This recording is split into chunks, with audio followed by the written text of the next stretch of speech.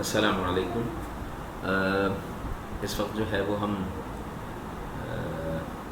Different types of capacitor वाला portion जो है वो कवर अप करेंगे, जिसमें टाइप्स ऑफ कैपेसिटर्स भी आएंगे, कैपेसिटर्स के यूजर्स भी आएंगे, इसके अलावा इलेक्ट्रोस्टैटिक्स के हैज़र्ड्स और उनकी एप्लीकेशंस जो हैं वो तमाम हम इसमें शामिल करेंगे। तो इसमें सबसे पहले देखिए डिफरेंट टाइप्स ऑफ कैपेसिटर में parallel plate capacitors are not commonly used in most devices because it is in order to store enough charge their size must be large which is not desirable। यानी कि parallel plate capacitors जो होते हैं जिसमें दो प्लेटें आमने सामने रखी जाती हैं, उनका साइज़ इतना बढ़ जाता है, ये इतनी बड़ी प्लेट्स होती हैं पैरेलल प्लेट कि वो साइज़ इतना ज़्यादा होगा और उसके ऊपर चार्ज इतना कम स्टोर होता है कि वो हमारे लिए डिज़ायरेबल नहीं होता, यानी कि हमारे लिए रिक्वायर्ड नहीं होता है, यानी कि हमारे लिए सूटेबल नहीं है कि हम अपनी सर्किटरी में कि उनको इस्तेमाल कर सकें। अच्छा, इसके बाद ये है parallel plate capacitor has dielectric. जो पैरेलल प्लेट कैपेसिटर होता है इनके दरमियान में हम क्या चीज़ प्लेस करते हैं, एक डाइलेक्ट्रिक प्लेस करते हैं between the plates and it is made up of flexible material that can be rolled into the shape of, जिसकी वजह से जब हम वो फ्लैक्सिबल मटीरियल रखते हैं तो हम उसको रोल कर सकते हैं, घुमा सकते हैं। In this way we can increase, जिसकी वजह से इंक्रीज हो जाता है area of the plates of the capacitor can fit into a small, यानी कि बहुत बड़ी प्लेट जब आप इसे रोल ओवर करते हैं, देख रहे हैं यहाँ पे घुमाया हुआ है और ये डाइलेक्ट्रिक प्लेस किया हुआ है, तो जब आप इसको घुमाते हैं तो घुमाने से क्या होता है कि आप बहुत बड़ी प्लेट्स को बहुत क्लोज करके छोटे से रीजन में कन्फाइन कर सकते हैं। Some of the types of chemical reaction to store, some of other types of capacitor use, कुछ ऐसे कैपेसिटर्स होते हैं जो कि केमिकल रिएक्शंस जो होते हैं यानी कि केमिकल टाइप के होते हैं जो कि चार्जेस को क्या करते हैं, स्टोर करते हैं। दे आर कॉल्ड इलेक्ट्रोलाइटिक, यानी कि इलेक्ट्रोलाइटिक कैपेसिटर्स कैसे होते हैं, जो केमिकल रिएक्शन के थ्रू, ऐसे कैपेसिटर्स जो केमिकल रिएक्शन के थ्रू चार्जेस को स्टोर करेंगे उनको हम इलेक्ट्रोलाइटिक कैपेसिटर्स कहते हैं। Capacitors have different time depending upon their construction. अब यहाँ पे देखें माइका कैपेसिटर है, इनको डिपेंड अपॉन देयर कंस्ट्रक्शन के बेस पे इनको डिफरेंट टाइप्स होती हैं और नेचर ऑफ जो डाइलेक्ट्रिक प्लेस क्या है उनकी बेस के ऊपर हम क्या करते हैं इसको। अब यहाँ पे देखें ये डिफरेंट प्लेट्स दी हुई है कैपेसिटर की, 1 2 3 4, इसी तरीके से 1 2 3, यानी कि तकरीबन 7 प्लेट्स हैं, इनके दरमियान में माइका यूज़ किया हुआ है, ये माइका कैपेसिटर कहलाता है। The capacitor is an example of fixed capacitor. जो माइका कैपेसिटर है ये वाला है या ये वाला है, ये फिक्स प्लेट कैपेसिटर्स कहलाते हैं। फिक्स्ड क्यों? क्योंकि इनकी कैपेसिटेंस जो होती है वो वेरी नहीं करती, कांस्टेंट रहती है कैपेसिटेंस, ठीक है। कैपेसिटेंस क्या रहेगी? The paper capacitor has a cylindrical shape. जो पेपर कैपेसिटर्स होता है, paper capacitor is an example of, उमूमन जो पेपर, अच्छा खाली पेपर नहीं यूज़ करते हैं, ये याद रखिएगा कि पेपर के अंदर डायपोल्स जो होते हैं वो जनरेट नहीं होते। जब डायपोल्स जनरेट नहीं होंगे, डायपोल्स का मतलब क्या है कि जो प्लेट्स के दरमियान में मटेरियल प्लेस कर रहा हूँ इसके अंदर चार्जेस इलेक्ट्रोस्टैटिक फील्ड की वजह से सेपरेट हो जाए। अगर चार्जेस सेपरेट हो रहे हैं तो ये प्लेट की कैपेसिटर की कैपेसिटी को इंक्रीज़ कर देंगे। तो हमारी कोशिश ये होनी चाहिए कि डायपोल कैपेबिलिटी उस मटेरियल के अंदर मौजूद होनी चाहिए। चार्ज सेपरेशन, डायपोल्स का मतलब क्या है, चार्ज को सेपरेट करने की, फ्लो ना करे, चार्ज सेपरेट ज़रूर हो जाए, अलग अलग हो जाए, बट चार्जेस जो हैं वो उसके अंदर चार्जेस का फ्लो एग्जिस्ट ना करे, ये चीज़ जहन में रखना है। तो खाली जो पेपर होता है ना उसमें डायपोल कैपेबिलिटी मिनिमम होती है, इस वजह से खाली पेपर को यूज़ नहीं करते। अब आप देखें यूजली एन ऑयल्ड और ग्रीस्ड पेपर इस्तेमाल किया जाता है, इस वजह से जो हम इस्तेमाल कर रहे होते हैं वो ऑयल्ड या ग्रीस्ड पेपर जो होता है वो डायपोल कैपेबिलिटी अटेन कर लेता है। और a thin plastic sheet is use to dielectric between the two aluminium foils, या तो प्लास्टिक शीट होती है थिन, वो भी इसके तौर पे। द पेपर और plastic sheet is firmly rolled, paper चूँकि सॉफ्ट होता है, ये शीट सॉफ्ट होती है, इसको आराम से रोल कर लेते हैं और इनक्लोज टू प्लास्टिक केस, और उसको फिर प्लास्टिक केस में डाल देते हैं। माइका कैपेसिटर इज अंदर एग्जाम्पल ऑफ फिक्स्ड कैपेसिटर, ये भी फिक्स्ड होता है क्योंकि प्लेट चेंज नहीं हो रही होती capacitance. This capacitor mica used dielectric between, mica इस्तेमाल किया जाता है as a dielectric between the two metal plates. Since metal is very fragile, mica is very fragile, यानी कि टूट जाने वाला होता है। It is enclose in a plastic case और in case of some insulator, चूँकि बहुत फ्रेजाइल होता है लिहाजा इस माइका को या तो प्लास्टिक केस के अंदर रखते हैं और या फिर इसको किसी और इंसुलेटर के अंदर प्लेस करके, यानी कि बंद करके फिर प्लेस किया जाता है, फ्रेजाइल होने की वजह से, टूट जाने की वजह से। Wires attach to the plates out of the case for making the connection. दोनों प्लेट्स के बाहर देखिए ये दो वायर्स जो होते हैं ये सेपरेटली बाहर की तरफ आए हुए होते हैं जिनसे कनेक्शन दिया जाता है। If the capacitor is to be if the capacitor, अगर मुझे कैपेसिटेंस इंक्रीज करनी है, large number of plate is piled up, जितनी ज़्यादा प्लेट्स होंगी, अब बताइए अगर एक दो प्लेटें हैं तो कम चार्ज, जितने नंबर ऑफ प्लेट बढ़ाता जाऊँगा तो चार्जेस स्टोरेज कैपेबिलिटी भी जो होगी वो बढ़ती, कैपेसिटेंस बढ़ती चल जाएगी। With the layer of the dielectric, हर एक के दरमियान में डाइलेक्ट्रिक रखना पड़ेगा in between alternative plates connecting with each other. तो ये हमने देख लिया, यही ये जो इन्फॉर्मेशन दे रहे हैं ये वाली इन्फॉर्मेशन दे रहे हैं, ठीक है ना। इन वेरिएबल, अब देखिए ये है वेरिएबल प्लेट, ये जो नॉब है जब मैं इसे रोटेट कराता हूँ तो इस रोटेशन से ये जो प्लेट्स हैं ये लेफ़्ट राइट यानी कि ऐसे और ऐसे मूव करती है। जब ये मूव करेंगी तो ये पहली इन प्लेट्स के दरमियान में और इन प्लेट्स के दरमियान में जो एक्सपोज्ड एरिया है वो वेरिएट करेगा।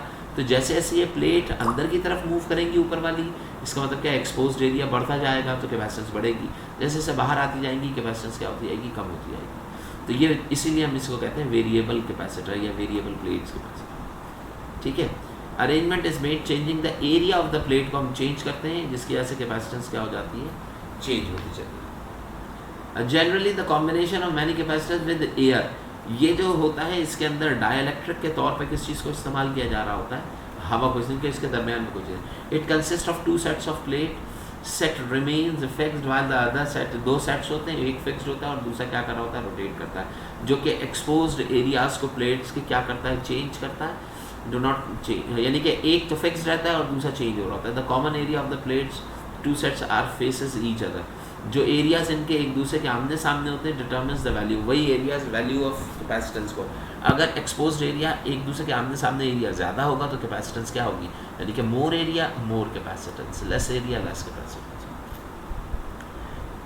देखो कैन बी इंक्रीज और डिक्रीज बाय टर्निंग, जैसे जैसे मैं रोटेटेबल प्लेट्स को टर्न करूँगा एरिया वेरिएट करेगा, कैपेसिटेंस भी होगी वो चेंज होगी। सच कैपेसिटर्स, ये इंपॉर्टेंट है कि ये कैपेसिटर्स इस्तेमाल और यूटिलाइज किए जाते हैं ट्यूनिंग ऑफ रेडियो सेट्स, यानी कि रेडियो सेट्स के अंदर ये कैपेसिटर्स जो हैं रेडियो के अंदर इस्तेमाल होते हैं। आपने देखा होगा रेडियो सेट के अंदर जब आप नॉब घुमा के चैनल सेट कर रहे होते हैं तो असल में आप इन्हीं कैपेसिटर्स को वेरिएट करते हैं। इलेक्ट्रोलाइटिक जो होता है capacitors is often used to store large amount of charge at relatively low voltage, come voltage के, दैट इज़ इंपॉर्टेंट, ये जहन में रखिएगा कि लार्ज अमाउंट ऑफ चार्ज यानी कि बाकी कैपेसिटर्स के मुकाबले में इनका अमाउंट ऑफ चार्जेस स्टोरेज ज़्यादा होती है, जबकि ये लो वोल्टेज के ऊपर भी ह्यूज अमाउंट ऑफ चार्जेस, जबकि आप जानते हैं कि जितना चार्जेस स्टोर होंगे उतना ही वोल्टेज होगा उतने ही चार्जेस, लेकिन ये लो वोल्टेज के ऊपर भी, लेस वोल्टेज के ऊपर भी ह्यूज अमाउंट ऑफ चार्ज होता है। It consist of a metal foil होती है, it contains an electrolyte, a solution that conduct charges by virtue of the motion of the ions containing in it, यानी कि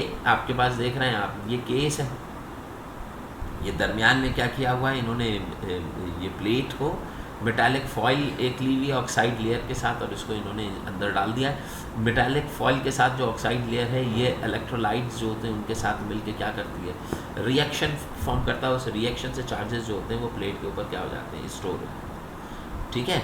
when the voltage is applied, जब voltage दिया जाता है between the foil and the electrolyte, किन किन दोनों के दरमियान, जो फॉइल होती है उसमें और इलेक्ट्रोलाइट ये है और फॉइल ये है, इन दोनों को जब पोटेंशियल यानी कि इन दोनों कनेक्शन से जब पोटेंशियल प्रोवाइड किया जाता है, ठीक है, and electrolyte, a thin layer of metal oxides is form, तो जब ये प्रोवाइड करते हैं पोटेंशियल तो केमिकल रिएक्शन की वजह से मेटल ऑक्साइड की एक थिन सी लेयर फॉर्म हो जाती है जो एज अ इंसुलेटर या डाइलेक्ट्रिक यूज होती है, is formed on the foil and this layer serve as a dielectric के तौर पे इस्तेमाल, तो मेटालिक ऑक्साइड डाइलेक्ट्रिक इस्तेमाल होता है electrolyte capacitor. Very large capacitance होती है, can be attain because dielectric layer is very thin, इतनी, इस केस में डाइलेक्ट्रिक की लेयर जितनी, ये याद रखिएगा कि डाइलेक्ट्रिक जो है इसकी लेयर जितनी थिन होगी, जितनी बारीक होगी, कैपेसिटेंस उतनी ही ज़्यादा होगी। तो इसका मतलब क्या है कि यहाँ पे तो मेटल के ऊपर एक बारीक सी डाइलेक्ट्रिक की थिन सी लेयर आ रही है, तो लेयर सर्व कर रही है एज अ डाइलेक्ट्रिक, तो इतनी थिन है कि इसका मतलब क्या हो गया कि इस पर स्टोरेज ऑफ चार्ज या कैपेसिटेंस जो होगी वो मैक्सिमाइज हो जाएगी। तो ये आपके पास होता है यूजेस ऑफ कैपेसिटर। देखिए यूजेस में क्या कह रहे हैं, capacitors have wide range of application in different electrical and electronic circuits, इस्तेमाल कहाँ किया जाता है, different electrical and electronic circuits और इलेक्ट्रिकल सर्किट जिसमें वोल्टेज ज़्यादा हो इलेक्ट्रिकल, और इलेक्ट्रॉनिक सर्किट्स वो कहलाते हैं जो बैटरी से ऑपरेट हो रहे होते हैं, जिनमें वोल्टेज क्या होता है, कम होता है। बैटरी का मतलब क्या हो गया, मोबाइल वगैरह हो गए, या फिर आपका लैपटॉप हो गया, ठीक है, ये तमाम बैटरी से ऑपरेट होते हैं, यानी कि कम वोल्टेज। और इलेक्ट्रिकल ऑपरेटर जैसे फ़ैन वगैरह हो गया, पंखा हो गया, या एसी वगैरह हो गया, तो ये जो है ये ऑल्टरनेटिंग वो एयर कंडीशनर यूनिट जो होता है वो, for example they are use for tuning transmitter. अभी मैंने रेडियो का आपको बताया था, तो रेडियो को ट्यून करने के लिए हम इस्तेमाल करते हैं। टेलीविज़न में भी होता है रिसीवर्स एंड ट्रांजिस्टर रेडियो, यानी कि ये रिसीवर्स सेंडर और रिसीविंग एंड दोनों के ऊपर ये इस्तेमाल हो रहा था। मसलन यहाँ पे डाटा ट्रांसमिट किया गया और आप यहाँ पे रेडियो लगा के बैठे हैं, तो जहाँ पे रेडियो ये सिग्नल को कैच करता है, तो असल में ये कैपेसिटर्स जो होते हैं वो उन सिग्नल्स को फ़िल्टर आउट करने के लिए इस्तेमाल होते हैं, उन सिग्नल्स को फ़िल्टर आउट करते हैं। तो फ़िल्टर करने होता क्या है, जो सेंडर है यहाँ पर भी कैपेसिटर इस्तेमाल होता है, रिसीविंग एंड के ऊपर भी, और ट्यूनिंग करने के लिए भी उसको इस्तेमाल करते हैं। इसके अलावा दे ऑल्सो भी use for table fan, ceiling fan, पंखा, जो भी चीज़ घूम रही होगी वहाँ पे exhaust fan Motors, air conditioner के अंदर भी आपके पास जो कंप्रेसर होता है वहाँ पर भी एसी, कूलर्स होते हैं, मोटर्स, वॉशिंग मशीन्स, हर ऐसी चीज़ जिसमें आपको कोई चीज़ घूमती हुई दिखाई दे रही होगी वहाँ पे कैपेसिटर जो है वो बआसानी से। इलेक्ट्रॉनिकल सर्किट ऑफ कंप्यूटर के अंदर भी, कंप्यूटर्स के अंदर अगर आप देखें तो ये भी लो एनर्जी ऑपरेटेड डिवाइस है, तो कंप्यूटर के अंदर भी कैपेसिटर जो है वो इस्तेमाल किए जाते हैं। कैपेसिटर आप डिफरेंट टाइप के गेट्स पढ़ते हैं, एंड और नॉर्स और ये एंड और गेट्स, इन गेट्स के अंदर जो होते हैं वो यही कैपेसिटर्स जो होते हैं वो इस्तेमाल किए जा रहे हैं। बाज़ दफ़ा कैपेसिटर्स जो होते हैं वो स्मॉल अमाउंट ऑफ चार्जेस को स्टोरेज के लिए, मसलन आपने देखा होगा कि आपके पास दो तरह की रैम होती है, एक होती है एस रैम, एक होती है डी रैम। डायनेमिक रैम होती है और एक स्टैटिक रैम होती है। स्टैटिक रैम के अंदर तो नहीं इस्तेमाल होता, डायनेमिक रैम जो होती है उसके अंदर जिसको रिफ्रेशिंग रिक्वायर्ड होती है, उसको बार बार रिफ्रेश करना पड़ता है। किसको, डायनेमिक रैम को। यानी कि डायनेमिक रैम समझिए एक ऐसी मेमोरी होती है जिसमें आपने डाटा डाला, यहाँ पे डाटा आ गया 7, अब अगर दूसरा डाटा आपने डालना है इसके ऊपर 4, तो 7 को ख़त्म 4 अगर मैं डालूंगा तो 4 इस पर ओवरराइट नहीं होगा। ओवरराइट क्यों नहीं होगा? क्योंकि ये जो मेमोरी है ये बेस्ड है किस चीज़ से, कैपेसिटर बेस्ड मेमोरी। कैपेसिटर का मतलब क्या हो गया कि पहले इस 7 डाटा को रिमूव करना पड़ेगा, यानी कि इसको वोल्टेज दे के इस डाटा को रिमूव करोगे, ख़त्म करोगे। जब डाटा रिमूव हो जाएगा तो फिर तुम इसके ऊपर डाटा को डालोगे। तो ये डी रैम के अंदर भी कैपेसिटर जो होते हैं वो मोस्टली यूज़ होते हैं। कैपेसिटर कैन ऑल्सो भी differently highly frequency and low frequency signal. High और लो फ्रिक्वेंसी सिग्नल्स को सेपरेट करने के लिए भी कैपेसिटर्स जो होते हैं वो इस्तेमाल होते हैं, which makes them useful electron. अब लो और हाई एनर्जी फ्रिक्वेंसी सिग्नल्स को अगर आप सेपरेट कर रहे हैं तो ये फिल्ट्रेशन कर रहे हैं, यानी कि बहुत सारी आ रही है रिक्वायर्ड सिग्नल्स को आपने क्या कर दिया। For example capacitor are use in the resonate circuit, ये फिल्टर सर्किट कहलाता है resonate circuit. Tune radio at a particular, एक मखसूस फ्रिक्वेंसी, यानी कि हाई और लो के अंदर अगर आप सेपरेट करेंगे तो ये समझिए कि रेजोनेट फिल्टर का मतलब क्या होता है कि ये बहुत सारे सिग्नल्स आ रहे हैं डिफरेंट फ्रीक्वेंसी के, ठीक है। यहाँ पे जो आप कैपेसिटर लगाते हैं यानी कि रेजोनेट सर्किट लगाते हैं तो वो क्या करता है, आपकी डिज़ायर्ड फ्रीक्वेंसी जो होती है वो सिर्फ और सिर्फ उस फ्रीक्वेंसी को पास ऑन करके सबको ब्लॉक कर देता है। तो ये इसमें भी इस्तेमाल होते हैं फिल्टर सर्किट के तौर पर। One of the type of gam may also भी suitable for all appliances. Ceramic capacitor are generally, देखो सेरेमिक मटीरियल होता है, ठीक है, ये चीनी टाइप का होता है, जैसे चीनी के बर्तन होते हैं ना उस टाइप का होता है। तो capacitors are generally superior to other types of, therefore can be used in vast range of जब, यानी कि जनरली इस्तेमाल होने वाला कैपेसिटर जो होता है सेरेमिक होता है। ये जो ऊपर दिखाया था ये सेरेमिक बेस्ड था, यानी कि इसके ऊपर जो मटीरियल चढ़ा था ये सेरेमिक मटीरियल से बना हुआ, ठीक है। अच्छा जी, ये देखें यहाँ पे कैपेसिटर्स डिफरेंट इनमें करके दिखाए। तो इसकी हमने एप्लीकेशंस जो थी वो हमने यहाँ पे कैपेसिटर्स की एप्लीकेशन देखी। अब इलेक्ट्रोस्टैटिक्स की एप्लीकेशन के अंदर आप देखते हैं तो उसमें फोटो कॉपिंग आएगी, कारपेंटिंग आएगी, एक्सट्रैक्टिंग डस्ट पार्टिकल वाला भी आएगा। डस्ट कारपेट से या चिमनी से जो आपके पास हार्मफुल मटेरियल जा रहे होते हैं, केमिकल वो पार्टिकल्स जा रहे होते हैं, उनको सेपरेट करने के लिए इस्तेमाल करते हैं। अब देखिए electrostatic car cleaner, electrostatic air cleaner, electrostatic हवा को पूरे। Electrostatic air cleaner is used in homes to receive discomfort and allergy suffers, यानी कि आपने एलर्जी जो होती है उसमें पॉलन्स होते हैं, मेरे ख्याल में गालिबन, मेरे इल्म में तो नहीं है लेकिन इतना बेहतर है कि छोटे छोटे पार्टिकल्स पॉलन टाइप के होते हैं, वो अगर हवा के अंदर मौजूद हैं तो वो आपको एलर्जी हो सकती है उससे, यानी कि आप उसको इनहेल करेंगे तो लंग्स में इम्पैक्ट करेंगे तो कुछ ना कुछ मामला होते हैं, यानी कि सेहत के लिए आपके लिए नुकसान है। उसको सेटअप करने के लिए जब आपके पास वो जो particle, the air mixed with dust, उसमें क्या किया जाता है, हवा को डस्ट के साथ एंड पॉलन, उमूमन क्या होता है जो हवा बाहर निकल रही होती है, बाहर से अंदर आ रही होती है, वो डस्ट और पॉलन से क्या हो जाती है, मिक्सअप हो जाती है, enters the device across.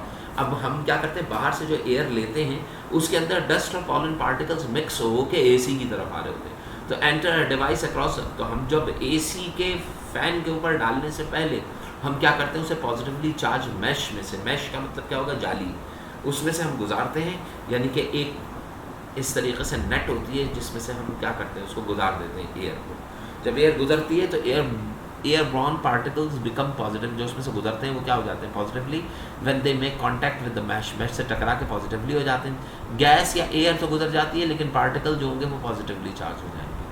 The electrostatic force of attraction between the positive charge particles in the air and the negatively charge mesh causes. अब क्या करते हैं, यहाँ से गुजर के ऊपर जाते हैं और यहाँ पर इस जगह पर negative charge particles, negative plate रख के उससे इनको क्या करा दिया जाता है, या तो अट्रैक्ट करा दिया जाता है, या अगर ये दूसरा कह रहा है नेगेटिवली चार्ज मैश कॉज, देखो यही कह रहे हैं ना, नेगेटिवली चार्ज मैश जो होती है वो उसको क्या कर लेती है, प्रेसिपिटेट कर लेती है, यानी कि उनको जमा कर लेती है on their surface of the mash के ऊपर जमा हो जाते हैं नेगेटिव के, जिसकी वजह से आपकी एयर जो होती है वो क्लीन हो जाती है। इलेक्ट्रोस्टैटिक पाउडर पेंटिंग, अब देखिए पाउडर का मतलब क्या हो गया कि ये खुश्क पेंटिंग है, ये गीला पेंट नहीं है।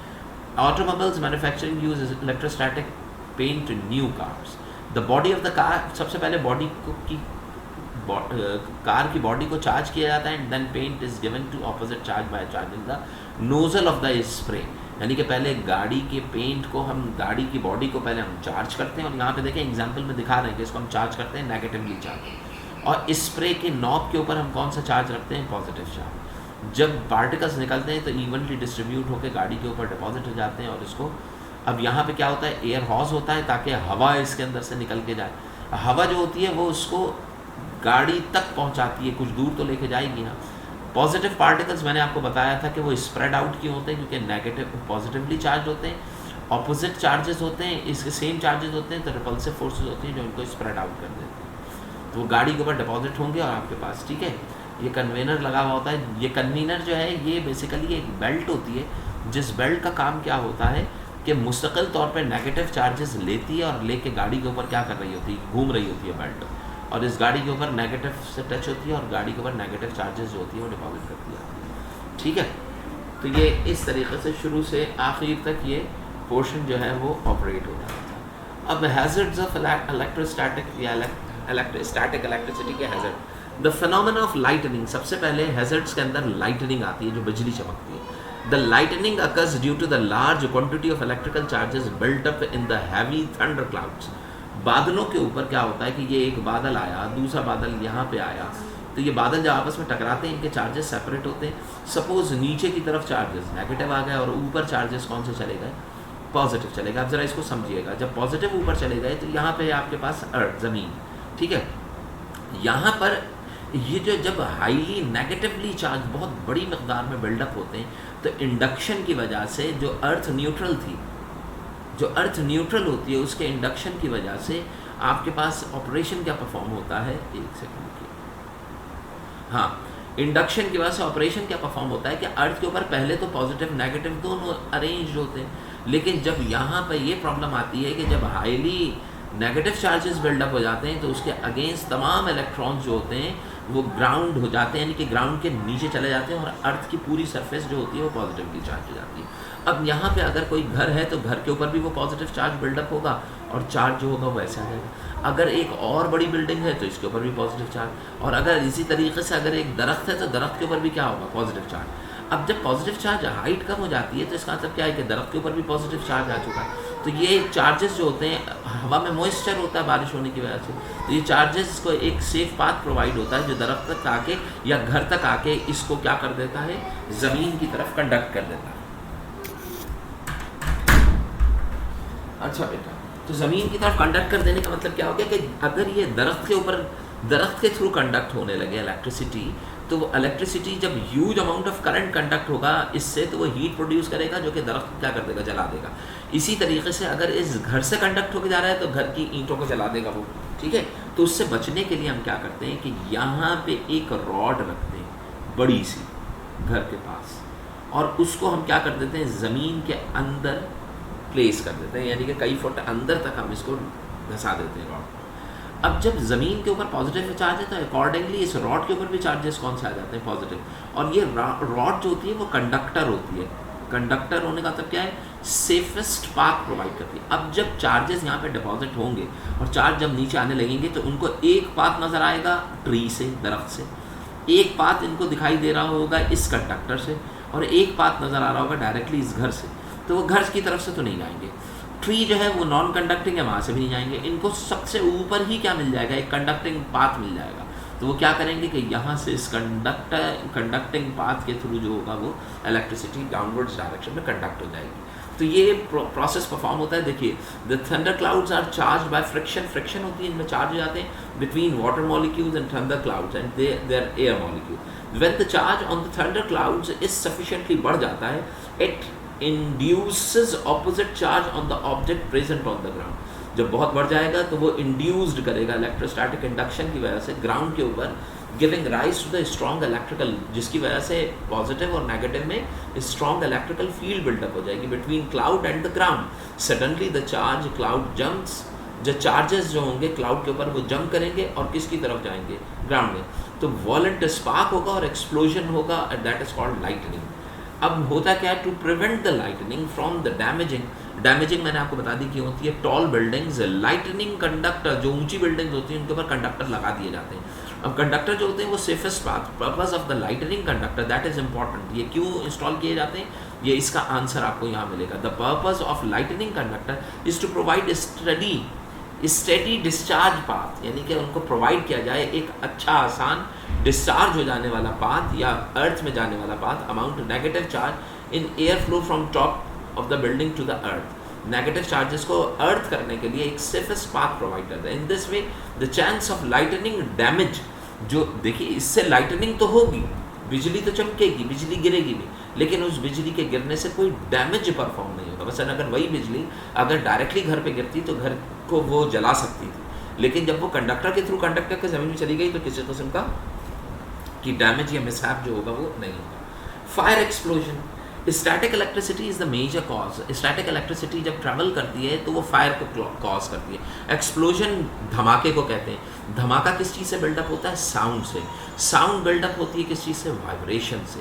और वाइब्रेशन कब होती है कि जब लाइटनिंग होती है तो हीट जो प्रोड्यूस होती है वो पार्टिकल को वाइब्रेट कराती है। जब पार्टिकल्स वाइब्रेट करते हैं तो उससे एक्सप्लोजन या साउंड जो होती है वो प्रोड्यूस होती है। एट मैनी प्लेसेस, कई जगहों पर है स्टैटिक इलेक्ट्रिसिटी। अ फायर और एक्सप्लोजन में occurs due to the excessive buildup. होता क्या है कि उस बॉडी की सरफेस के ऊपर चार्जेस जो होते हैं वो बड़ी मकदार के अंदर क्या हो जाते हैं, डेवलप हो जाते हैं, ठीक है। Buildup electric charges produce by the जो फ्रिक्शन, मसलन अगर एक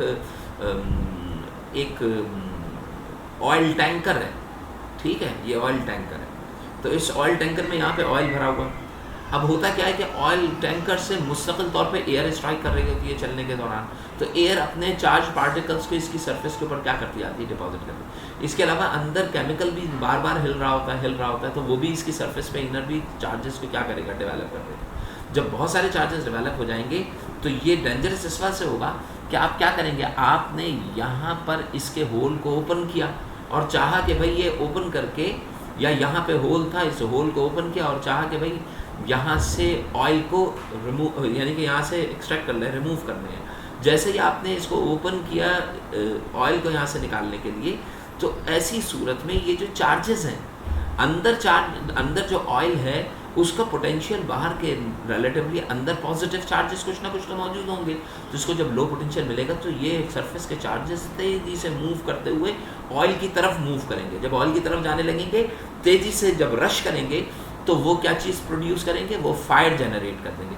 और फायर जो है वो ऑयल के लिए इंतहाई ख़तरनाक है, और वो ऑयल उस फायर को कैच करेगा और एक्सप्लोजन कर देगा। तो यहाँ से इसको बने static can be generated by the friction of gasoline being pumped into the vehicle or container. It can also be produced. अब क्या किया जाता है कि जब इसको ओपन किया जाता है तो ओपन करने से पहले इसकी जो बॉडी होती है उसको टच कर दिया जाता है एक सेफली ग्राउंडेड रॉड से। जब सेफली ग्राउंडेड रॉड से आपने इसको टच किया तो इसकी बॉडी के ऊपर के जितने चार्ज पार्टिकल्स होते हैं वो सब के सब ग्राउंड हो जाते हैं। अब आप इसको ओपन भी करेंगे तो पोटेंशियल का डिफरेंस इतना नहीं होता जो चार्जेस को फ्लोट कराते हुए और फायर कॉज करते हुए एक्सप्लोजन परफॉर्म कर सके। ठीक है ना भाई। तो देखिए it can also be produce when we get out of the car, जब हम गाड़ी से बाहर निकलते हैं और remove the articles of clothing. जब हम कपड़ा उतार रहे होते हैं अपनी बॉडी से भी, जब हम कपड़े को हटाते हैं तो उसमें भी आप देखते हैं कि बारीक बारीक जो होते हैं वो स्पार्किंग जो होते हैं। Static charges are dangerous if static charges allowed to discharge through the area where there is a petrol. अगर भाई देखिए अगर मैं कमीज़ को उतार रहा हूँ या कपड़े को रिमूव कर रहा हूँ या आप क्या करें अपने सर में किसी कंघे को फेरते हैं तो उसमें इलेक्ट्रिकल चार्जेस जो बिल्डअप होते हैं उसमें बहुत छोटे छोटे स्पार्क होते हैं, वो इतने डेंजरस नहीं होते।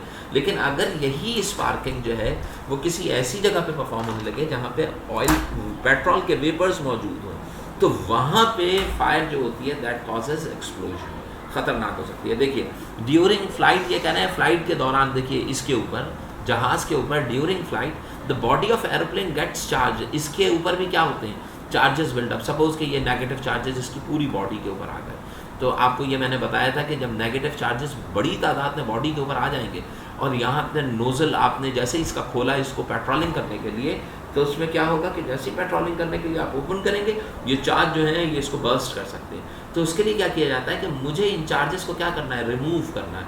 तो चार्जेस को रिमूव करने के लिए आप क्या करते हैं कि इसके जो टायर्स होते हैं उसके अंदर एक मैश होता है, एक नेट होता है किस चीज़ का, मेटल का। यानी कि आप क्या करते हैं ऐसे मेटल का एक मैश बनाते हैं, एक नेट बनाते हैं, मेटालिक नेट। उसके ऊपर आप क्या करते हैं रबर को चढ़ा देते हैं। ठीक है, एक तरफ रबर होता है और अंदर रबर के अंदर मेटल मैश होता है और वो मेटल मैश जो होता है वो कनेक्टेड होता है इसकी बॉडी से। तो जैसे ही जहाज टच डाउन करता है तो ज़मीन तो आपको पता है न्यूट्रल होती है तो तमाम इलेक्ट्रॉन्स को थ्रू देयर व्हील जो होता है वो ग्राउंड कर देती है। देखिए as aeroplane lands this charges is transferred to the ground through specially designed tyres. ख़ास किस्म के टायर्स डिज़ाइन होते हैं, मैंने आपको बताया, जो कि इसको क्या कर देते हैं ग्राउंड कर देते हैं, लिहाजा उसकी बॉडी पे किसी किस्म के कोई चार्जेस मौजूद नहीं रह पाते। तो बस इसको यहीं तक रखते हैं, नेक्स्ट टाइम इंशाल्लाह।